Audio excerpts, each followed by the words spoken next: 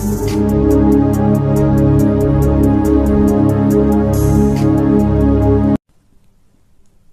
ప్రభువు సర్వకృపానిధి అయిన దేవుడు, కనికర సంపన్నుడు, గొప్ప దేవుడైన యేసుక్రీస్తు నామమున అందరికీ వందనాలండి. అందరికీ వందనాలు, దేవునికి స్తోత్రాలు.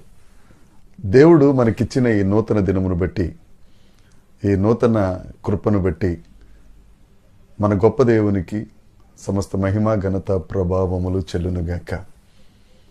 ఈ నూతన దినము కొరకు మన దేవుడు మనకిచ్చిన వాగ్దానము కృపావార్త. కీర్తనల గ్రంథము 31వ కీర్తన 21వ వచనం. ప్రాకారము గల పట్టణములో యెహోవా తన కృపను ఆశ్చర్యకరముగా నాకు చూపియున్నాడు, ఆయన స్తుతి నొందునుగాక. దేవునికి స్తోత్రం కలుగునుగాక, దేవునికి మహిమ కలుగునుగాక.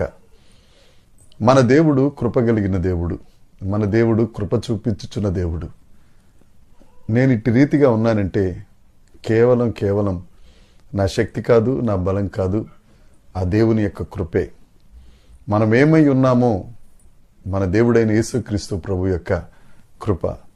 ఆ దేవుడు ఈ దినం కొరకు మనందరికి ఇచ్చిన వాగ్దానం, ప్రాకారం కలిగిన పట్టణంలో యేసయ్య మనకు కృప చూపుతున్నారు. ప్రాకారం కలిగిన పట్టణం మన దేవుడైన యేసుక్రీస్తు ప్రభువే.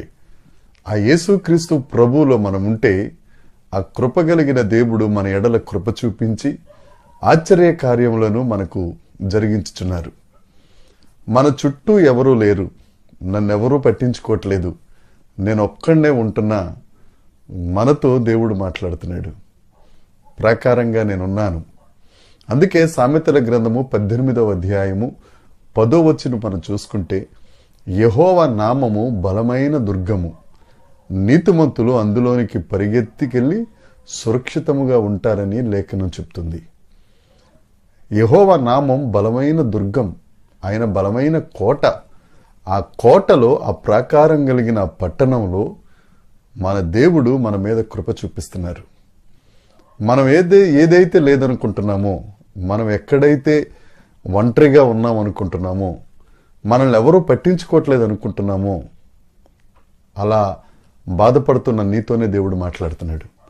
నీవు ప్రాకారం గల పట్టణంలో ఉండగలిగితే కృప చూపించే దేవుడు నీ పట్ల ఆశ్చర్య కార్యములను చేయటానికి ఆయన సిద్ధంగా ఉన్నారు. యెషయా ప్రవక్త 9వ అధ్యాయంలో చెప్తారు కదా, మన దేవుడు ఆశ్చర్యకరుడైన దేవుడు, అద్భుతకరుడైన దేవుడు.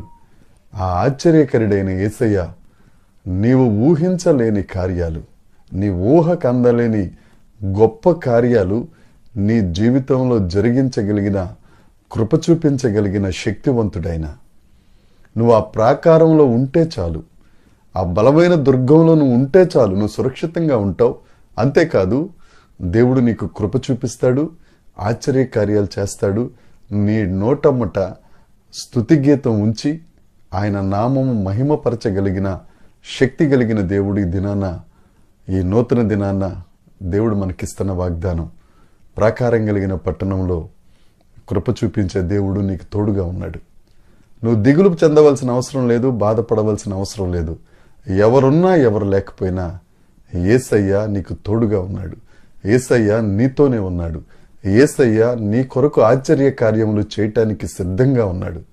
నా ప్రియ సహోదరి సహోదరుడా, ఆ ప్రాకారం కలిగిన పట్టణంలోనికి, ఆ యేసయ్యలోనికి, ఆ రక్తపు కోటలోనికి పరిగెత్తుకొచ్చి దేవుడు నీ పట్ల కృప చూపిస్తారు. ఆశ్చర్యకరంగా నీ జీవితాన్ని అనేకులకు ఆశీర్వాదకరంగా మారుస్తారు. దేవుడి మాటలు దీవించునుగాక. దేవుని కృప మనందరికీ తోడై ఉండునుగాక. దేవుని నామ మహిమపరచబడునుగాక. ఆమేన్, ఆమేన్, ఆమేన్.